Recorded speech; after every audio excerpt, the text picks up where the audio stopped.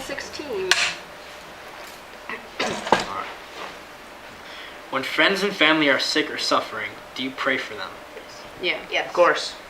When I was 8 and my dad got really sick, my dad was an extraordinarily religious man. We always had to do, him and I always had to do a rosary, like at least one. We had to do one prayer a night, and he always had a chain with a Mary on it. And every night he said, "Kiss Mary goodnight, kiss Mary goodnight, she's your mother."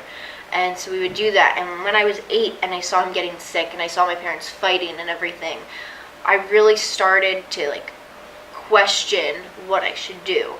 And so I went up and I don't know who I was talking to, like I was little, but I would just start saying things. Sorry. And I remember my dad walking in on me one time when he came home from the hospital, and he was like, "Who are you talking to?" I was like, "Oh, I'm just talking to God, Daddy."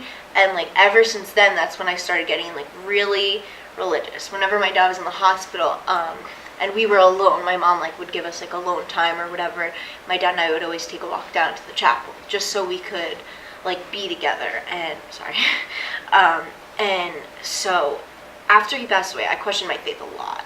Like I was like, why would you do this to me? We had so like, I mean, stuff you question probably on a daily. Did you also stop praying? I stopped everything. I think that's important too. I didn't go to church. I didn't believe. And it took me like a few, like maybe freshman or after the retreat we had with Eddie, that was when I was like, this is time, like, you know. And I still to this day pray for like my dad. He's been gone 9 years now, and it's like I still pray for my father that he is no longer suffering, he is happier, and just that like I still make him proud. And I think it's a general statement for like Amy's dad, that like, or like my friend Brandon killed himself, but it's like people suffer in so many different ways, and I think that it's important to pray for them even after they're gone, so that like they're okay. The praying isn't just for them, it's also for yourself, because if you stop praying, like you said, you maybe start to question your own faith. You may start to lose yourself because you're thinking, okay, I don't have this person anymore.